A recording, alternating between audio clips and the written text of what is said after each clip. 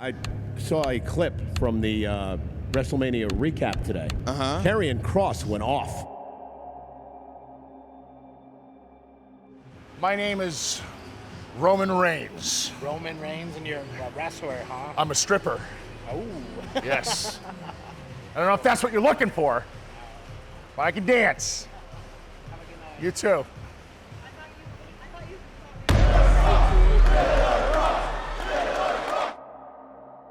Even that battle royal, you know, when I got dumped out, the crowd booing. Oh, sure. I called my cousin who was in the audience and I said, was there something going on behind me in the ring? Like, was it a coincidence that they were booing that I was thrown out? And he was like, no, there were people irate in the audience. And I was like, I think it was locals. And he's like, I don't know, man, there's people from all over the world here. This doesn't, even though you're from Vegas, it's like a global audience in the building for these events. Like, there's something that's catching on with people. And I'm happy about that, but I'm also like,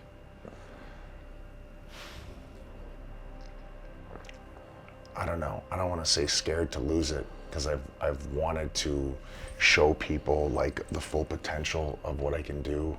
I don't know how to explain it or place it. It feels good, but it also feels scary. You know, the fragility of it. I'm hoping that I'm allowed to explore that so people can see more. I haven't had people blow up my text messages the way they have about my match with AJ since I wrestled Devitt twice for the NXT title. I've never been a person that's had a lack of confidence in what it is that I'm doing, because I did this literally for no money on the indies. That's how I started. So I know what works with the audience and what doesn't. I've had in me what people saw last night for a long time. I want to remind people, I want to reassure them that even though Kross, whether he's Killer or Karrion or whatever, is not on Wrestlemania, he's still the fucking man. I'm willing to put it all on the line at Bloodsport against a guy that most people do not want to step in the ring with.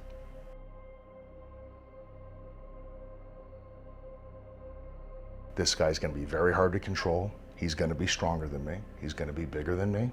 He's going to light me up, and I'm going to get thrown around. I know that's going to happen. This is a no bullshit platform, and that's what I'm all about, so. Karrion Kross, I'm simply going to fuck you up. But I also know that when that happens to me, I fucking lock in. And it's not going to be good for anybody when I do that. It never has. It won't be for him, and it won't be for anybody in the fucking future. That I guarantee you. What was conveyed to me by people that care about me and are trying to look out for me is like, hey, you're a WWE guy. You're literally in the position everybody wants to be in on the independents. Here's this monster. You're gonna give him a shot at you, an opportunity for him to make a big name off of beating up a guy in his hometown of Vegas, where he came up, who's also not on Mania. If you lose this match, you're fucked. So a lot of people told me not to take the match, because what if? I don't want to presume what Kratos' intentions are, what his motivations are, but I'll tell you, all the things you can talk about that make him really dangerous, I see the one thing that makes him more dangerous than anything is the fact that he's a father. People don't think about shit like that. So he's not just getting in the ring for fame and fortune. I don't think he gives a shit about that. What I know of Kratos is that he likes to hurt people in a public setting, just like me. And those are dangerous people, because sometimes they don't give a shit if they win or lose. They just want to get somebody and not get in trouble, not get arrested. But on the other hand, You get paid more when you win. He's looking to put food on the table for his family. You know? He's got a lot to gain. A lot to gain. I feel like I have a lot to lose. WrestleMania is in Las Vegas. You just want to cut my throat right away and bring up the WrestleMania thing? Okay. WrestleMania is here in Las Vegas. My own. I'm not on it. Now I sign up and I do Bloodsport. A lot of people close to me told me not to do this. Aside from not being on Mania, it's hard for me to lock in the way I normally can lock in for a competitive match like this. But there's two things that are going to play a very big factor in this. Number one, it really fucking pissed me off that people close to me doubted me. Even for a second. Because I do my best work when my back is against the wall. I have always been that way my entire life. When I got released from WWE, I began to do my best work. And I got the call to come back real fast.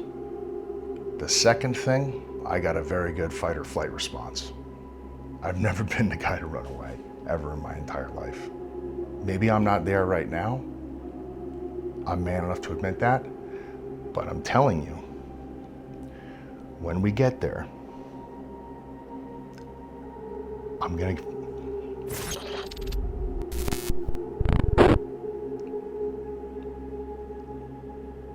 Killer Kross almost came out. We don't let him out yet.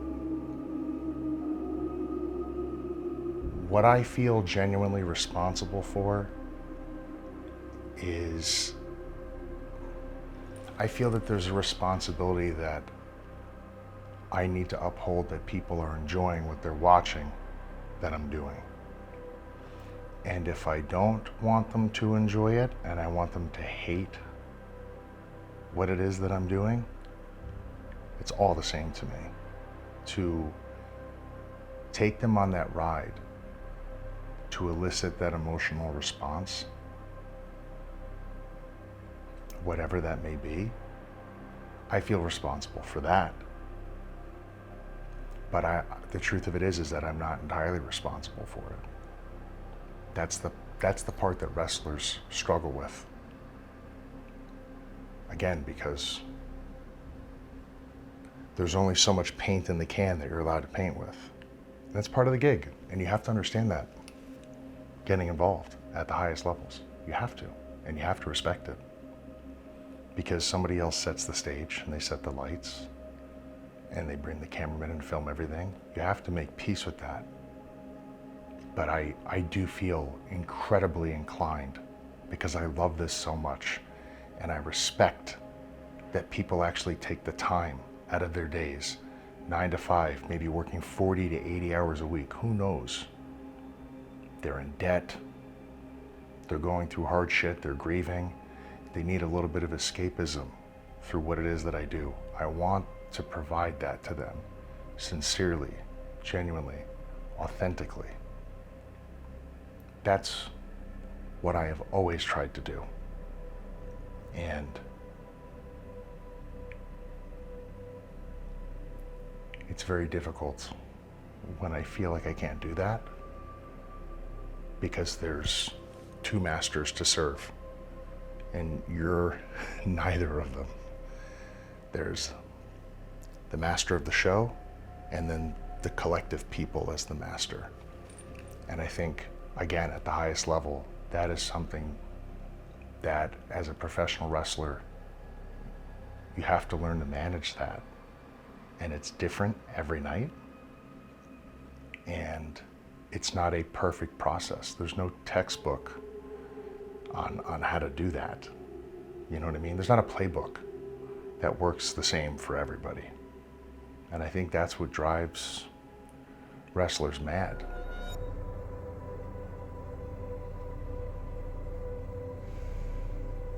And you have a different voice when you talk on camera too, right?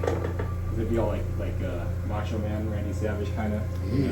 Yeah. All right, let's scratch it up a little bit and put the paper on there. This kind of pain is good because then you know tomorrow nothing's gonna hurt. I heard that one next door. Everybody always asks me, you know, what's the hardest part about being a professional wrestler? Some guys say it's being away from their family. That's tough, but I have a really good relationship with my family. And I'm with my wife. Look at me. Look at me. Look at me. What's going on? What's up? Different dynamic. Some guys will say it's recovering from injuries. I've been hurt. Bad. Not the worst, but bad enough that I can't do it. I'm actually getting some water to drink. Yes. Yeah. I might throw it up there. Yeah.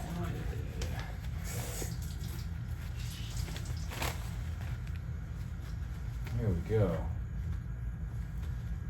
We don't have like real towels, paper towels. If you want to know something exciting, you're gonna get to do cryo later, so you're gonna get to be ice cold. Ooh, you're doing cryo? Yeah. You do it every day? Only when I'm hurt. Oh, okay.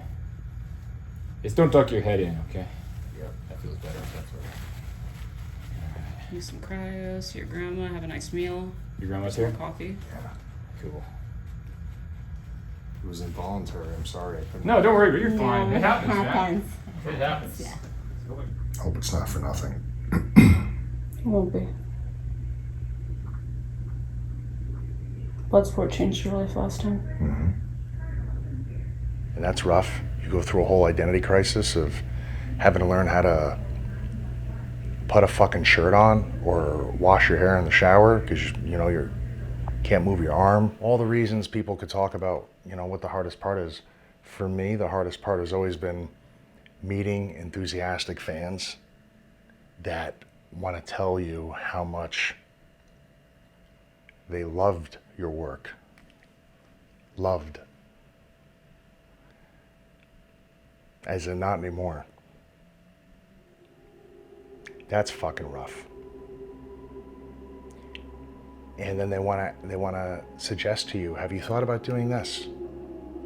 Have you thought about doing that? Have you thought about going back and doing this thing that you used to do? What about this? What about that? What about this idea? Have you ever thought about this? The hardest part is telling them,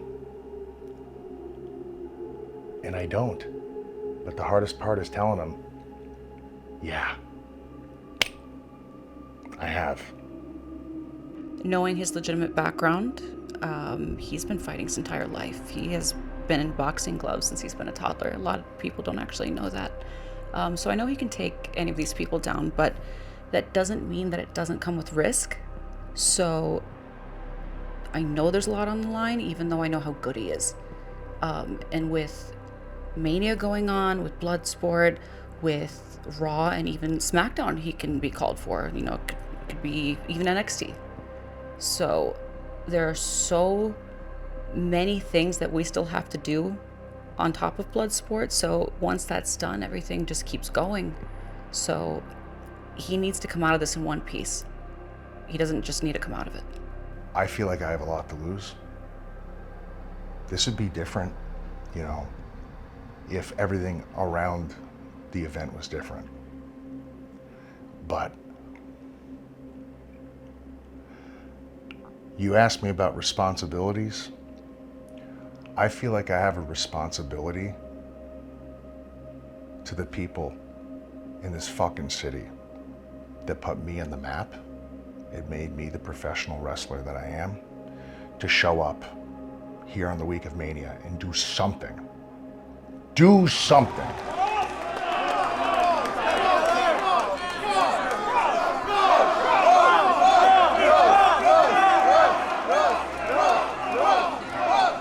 Las Vegas, I remember you too. It's good to be home, let me tell you. Once upon a time, many years ago, I was growing up watching UWF fight. And I knew that one day, that would come back. And who better to bring it back than this man right here. In the vision of what you are watching tonight, the best strikers in the world, the best grapplers in the world, the best submission artists, the best knockout artists. Ladies and gentlemen, tuck your fucking chins, because you are about to witness Bloodsport.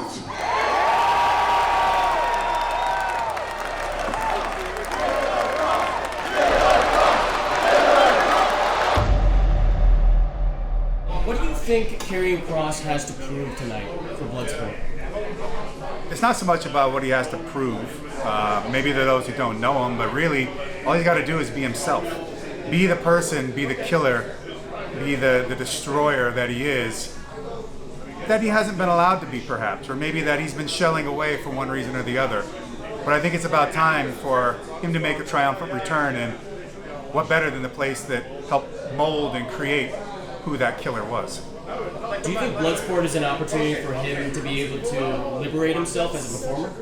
Absolutely. I think Bloodsport is the freest, most open and raw place for any wrestler to be, and it exposes what's great about you or shows exactly how weak you are. And the thing is, if you get into this ring, you can't come out anyway but exposed. The thing is, what are you exposing? What lies beneath the surface? What's under that shell? And in the case of Kross, well, I think what's lying beneath is a beast that's been dormant. And this is going to be the thing to wake him up. How violent do you think he's capable of being? I don't know what his full potential is yet, but I think it would be shocking to most people. But those of us who know him well, I think we'd be glad to see it. I can't be home in my hometown and lose this match and not be on Mania. That would be bad. But I feel like life put me in this position because this is where I need to be. I don't necessarily know what's on the other side of this for me, but I want to find out.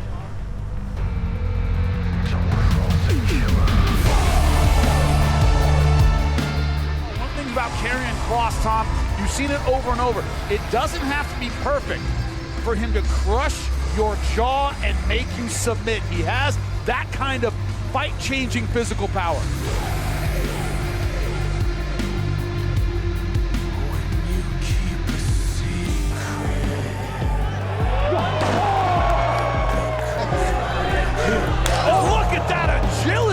Just left off the canvas, right into the sleeper. That's it. Arm triangle from the back. One hook in, Tom. One hook in. Yeah, we both mentioned that was the first time we'd seen him take damage like that, be manhandled like that. To see him come back from that in front of his hometown crowd. But to see someone like Karrion Kross dig as deep as he had to, that's impressive.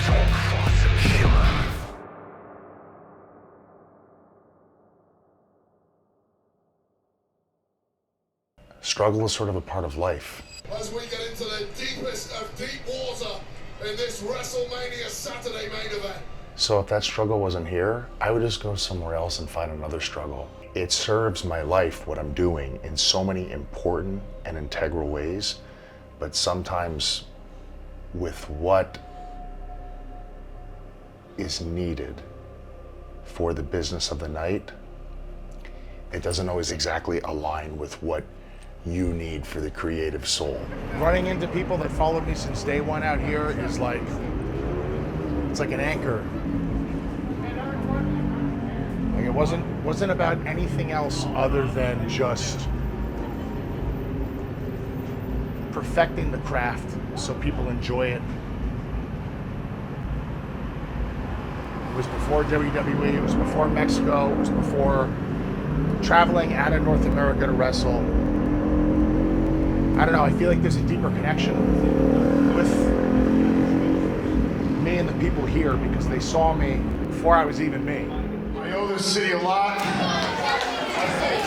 I'm trying to come up with creative ways to give back.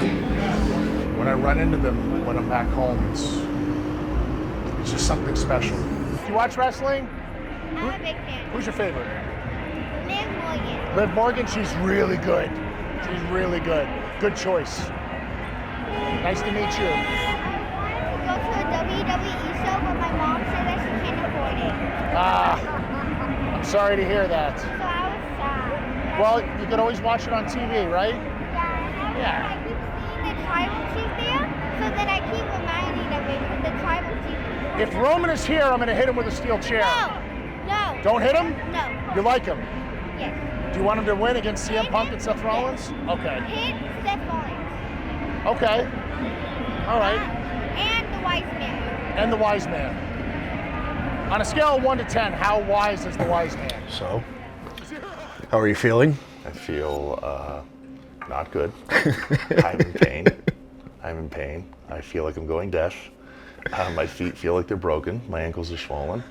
But I'm glad that I did it. You're not really like a traditional pro wrestler, like, you know, it's always been like kind of shooty with you.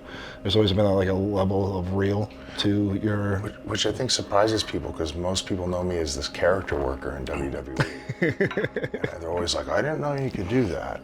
But it's weird, man. I'm going through I'm happy I did all of this. I'm really happy I pushed through it, as shitty as I feel right now. I don't know if people understand what us in general as pro wrestlers do when we're not 100%, because majority of the time we're not. Yeah. Right?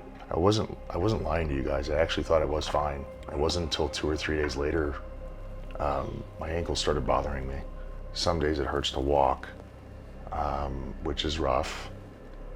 And then my hearing is not great right now. How is Bloodsport for you? How'd that go? Because the first one was way different than this one. You've only done 2?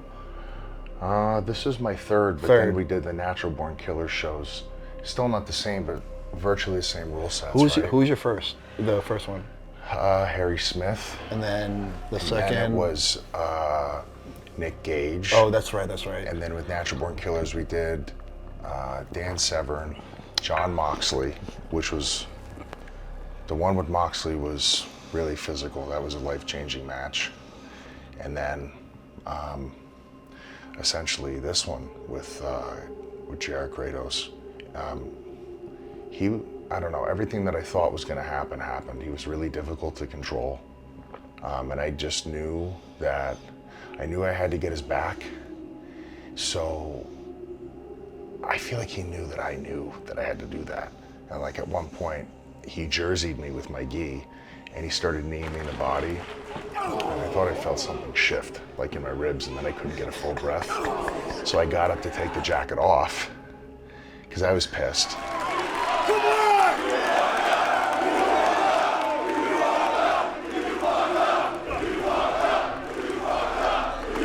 One thing I said to my wife was that I'm not going to get into a strikeout with him, because maybe I'll get knocked out. Yeah.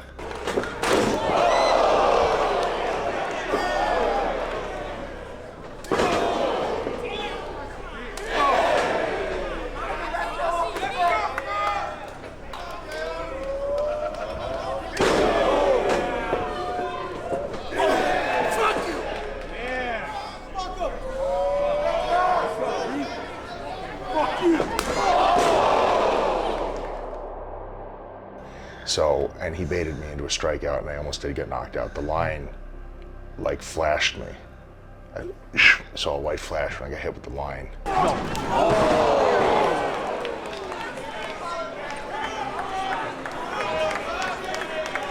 And I came back too.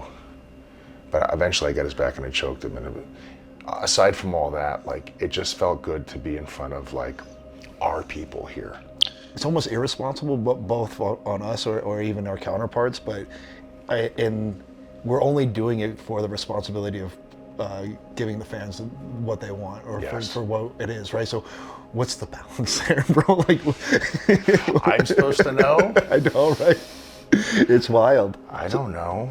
You know? You don't break into the business thinking these things. All you break in the business doing is really trying to, at least for me, it was like, all I wanted to do was have a match in front of people, right? And then it became like, oh, it's a business. And then it became like, oh, creative. Like there's a whole nother thing in like pro wrestling for me, and I'm sure you can attest to this too, but it made me a better person. Yeah. Like I train differently or I live differently because of pro wrestling, let alone modeling myself. So for someone, I don't know, breaking in, you know, for what you were, like you were, I wouldn't say like in a dark place in your life, but you definitely were like, okay, I'm gonna try to do something that's gonna change. And look, it went from making that switch to, okay, now I have to do all these steps. And today, where you sit with the growth of that, it's huge.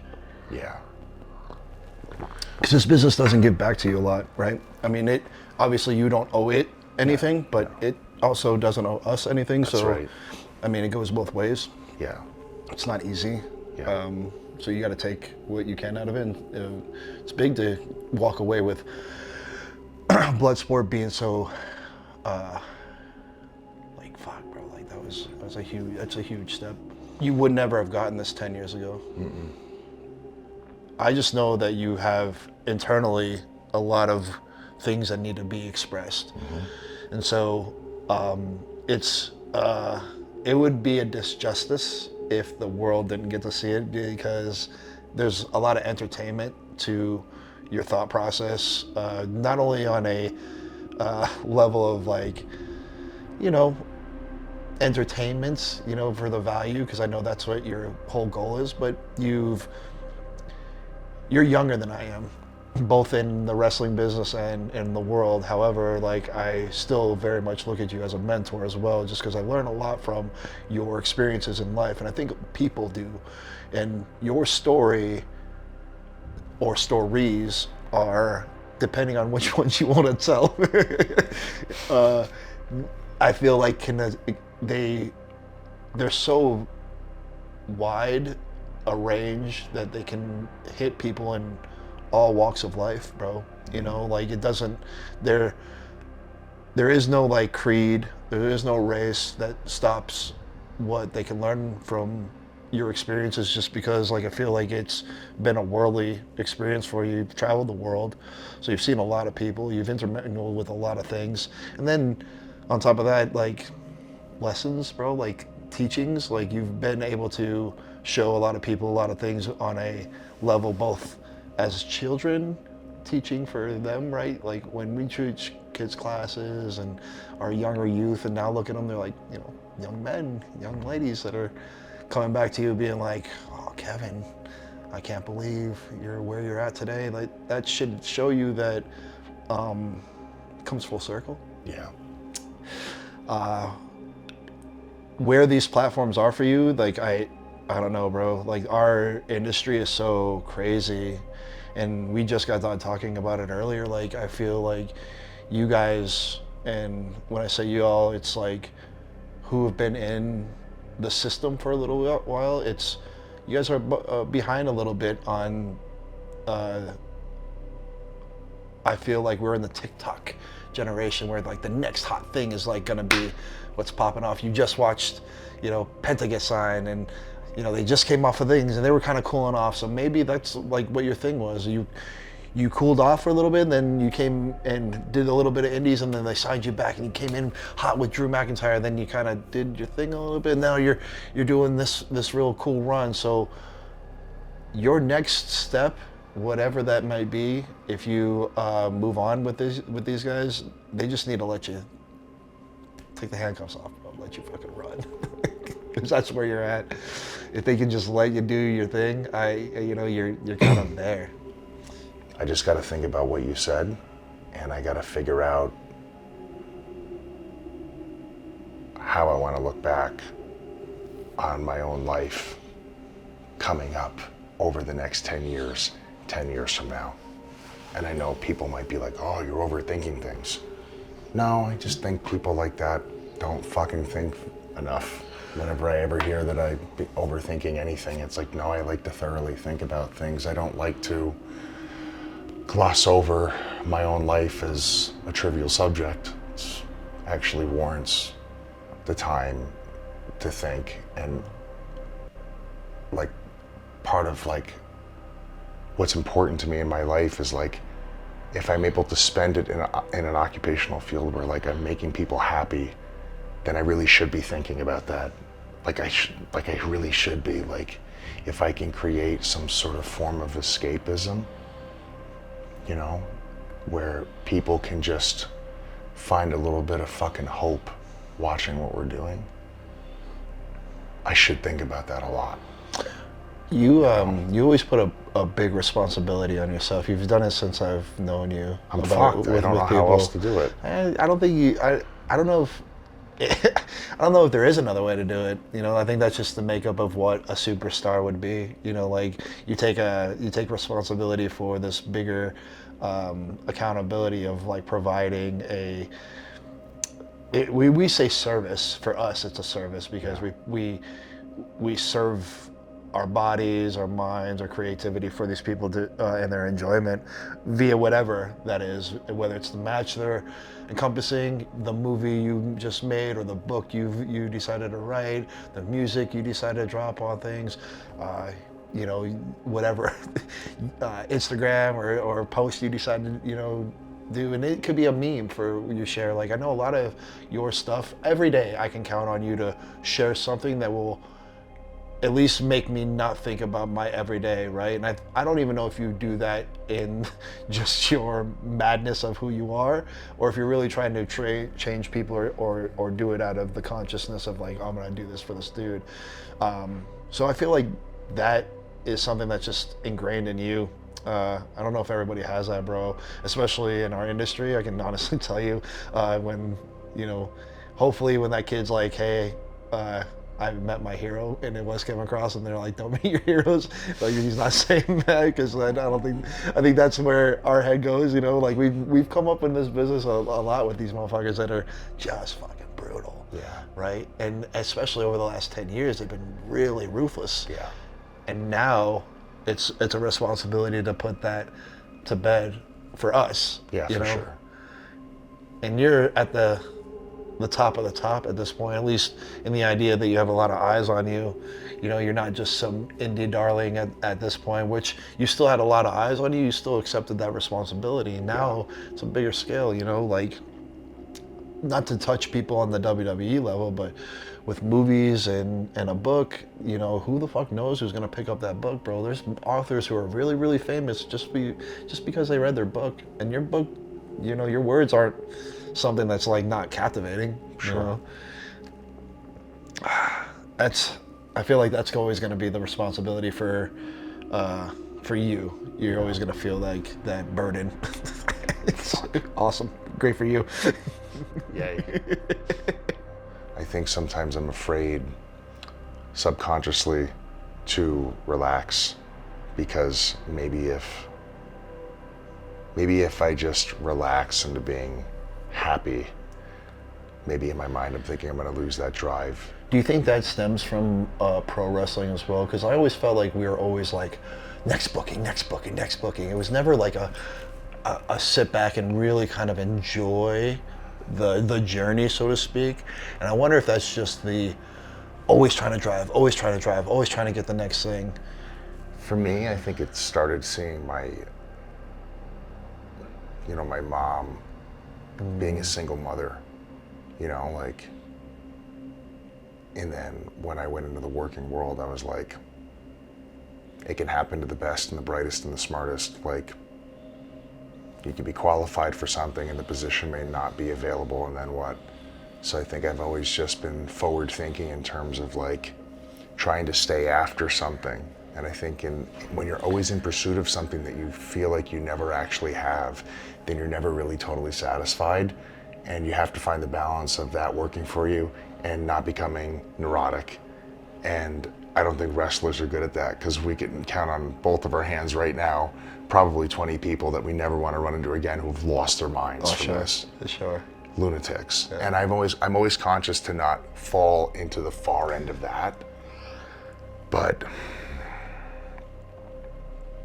I think what's going to happen is when I leave here, like when I leave Vegas on Tuesday, before I come back here to visit my grandmother, I think this is all going to collect into a total picture.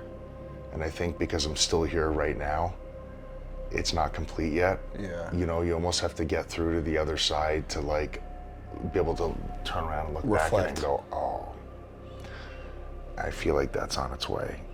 I just hope that I'm good with what I see. Every time you visit and we talk here, we talk before, we talk here, and we talk after, right? Mm-hmm. That's usually the course of it when we're able to connect. And it's every few years at this point because of your schedule. And when we talk before, there's always like this thing, and it's not really like like an anxiety, but there's definitely like the world is happening around you.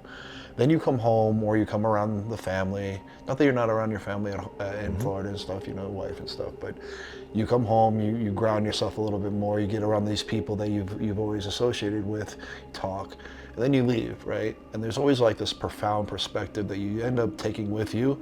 And for the next few months after the fact, there's always going to be this good idea of where you're gonna lead, right? It's just, I hope those pieces fall in place for you, because I know you have a lot of big things on the horizon for you to either push, negotiate, make things happen for you. And I know your family's the most important, and I know that's your priority. So I don't want you to be hung up on the opportunities that didn't happen versus what did happen this weekend, right? That's got to be the biggest takeaway for you, because for us, you and me both, we sit here in this city, we've poured our heart and soul into this city, and while we sit here on Saturday, and we're not talking about tomorrow because tomorrow's a different day, right? It could be completely different. But on Saturday, it's fucking a travesty for you and I to be both sitting right here while it's happening there. In the biggest day of what our industry is and what our city is meant for, right? And that sucks, but in that same, like, almost in that same turn, look at what you gave back, right? You opened, I was able to see the opening because they threw it on X, Twitter, but you opened Bloodsport with a very crazy monologue, right? I mean, to the point where you were able to like pull back, like tuck your chin, and not a lot of people know tuck your chin, and it's a very insidery feel for that. So, fucking awesome, bro. Fucking epic. And these are all wins. I hope there's a lot of W's when you go into breaking those backs.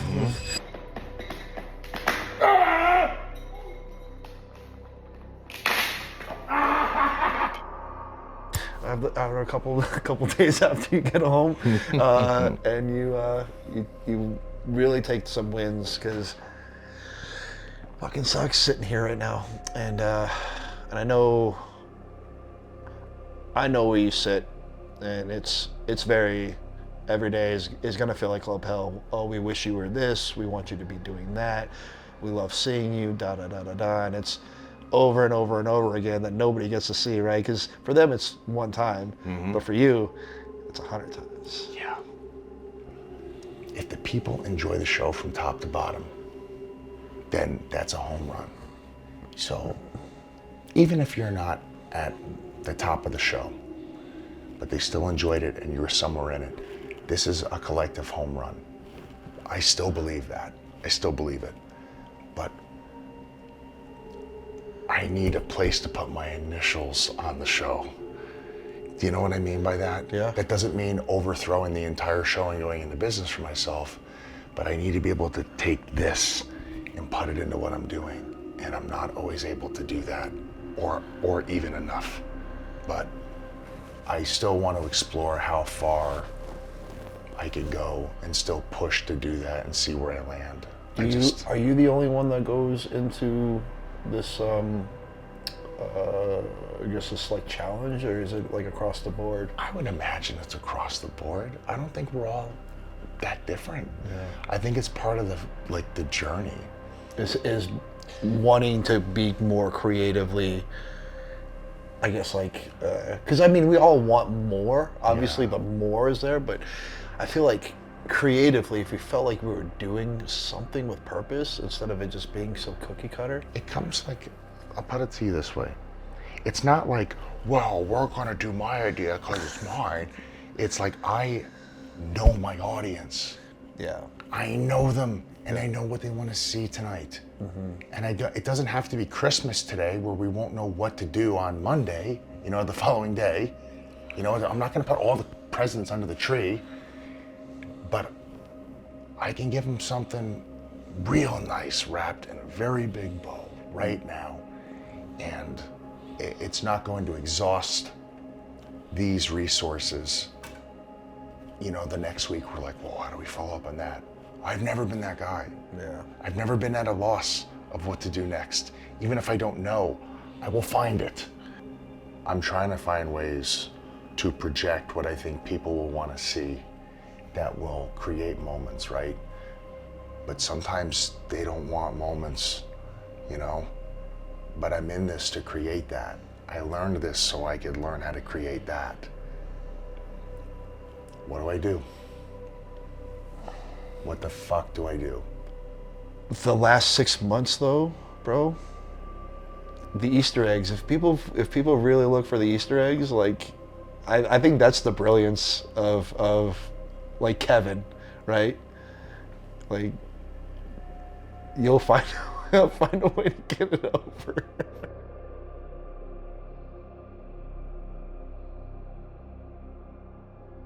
Yeah, there I am.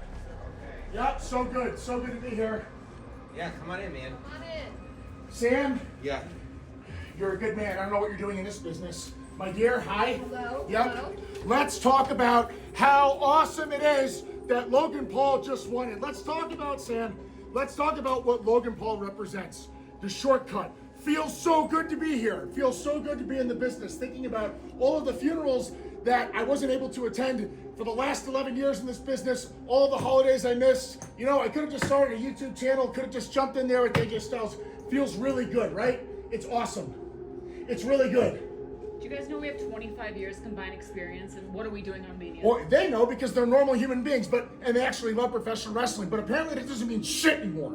That doesn't mean shit. All I asked Alan to do was, for once, to not think about just himself. Think about everybody in the back and think about the professional wrestling fans. That's all I wanted him to do. Sometimes, to do the right thing, you have to do the wrong thing.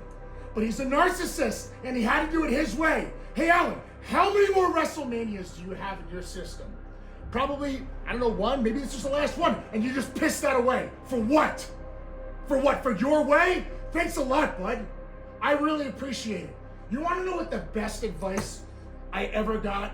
It was from Bill Goldberg. 2021, back when I was in the Twilight Zone, you know what I mean? I'm wrestling for gasoline. It was awesome. Let me tell you all about it. Bill goes, hey, Kross, you know what? You remind me a lot of me. I go, I think we have different styles, Bill, but I really appreciate that. Do you have any advice for me? He goes, you know what? You just got to be a good soldier. A good soldier is what he said. So I decided to be a good soldier. You know what happened? They released me. And then I come back. You know what being a good soldier gets you, everybody here? Just so in case you're wondering, you want the back scoop here. Being a good soldier gets your times cut. Being a good soldier means that people come up to you and say, hey, you got any great ideas? Yeah, here it is from Scarlet. No. That's a little too great. We're looking just for good ideas. That's for those guys over there. That's what being a good soldier is, okay? Being a good soldier is coming to your hometown where you cut your teeth when you got started and not being on the card. It's all about viral moments now. That's what it's all about, viral moments. Well, Guy, everybody's been telling me that I gotta become undeniable. And as soon as it happens, they ignore it and they shut it down. I never asked to wrestle Randy. I never asked. That happened organically, and you ignored it for a viral moment. And good on Joe. Nothing against him. But you ignored it. And the crowd told you exactly how they felt about me on SmackDown when I was eliminated. And you ignored it. Become undeniable. My ass. My ass! You want a viral moment? On behalf of all of the true fans of professional wrestling, guy with the suit and tie in the truck, go fuck yourself. That's from Killer Kross. No, fuck it.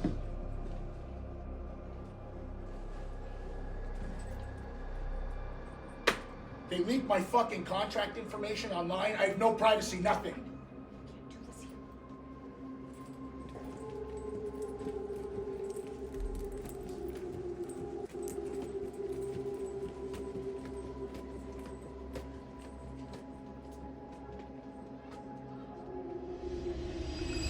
I'm not a guy that thinks like, oh, the grass is greener on the other side, let's get out of here.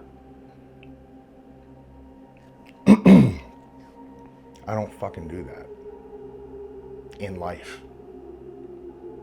The grass is greener on the other side. Fuck that. Water your fucking grass. Mow your lawn. Okay? Get some fucking fertilizer. We stick around. That's what I do. Until the grass gets real green. Or maybe I fucking die in the weeds.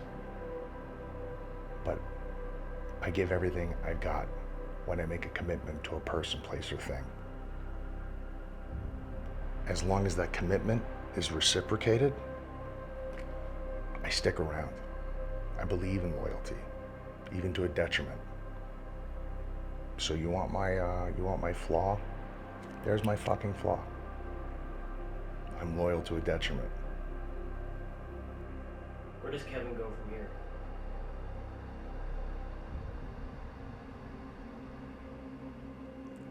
No matter where Kevin goes from here, I will be by his side no matter what. I will support him no matter what he chooses. And I know that money will never be the first thing he chooses. It will always be what fuels his soul, and I will always, always support that.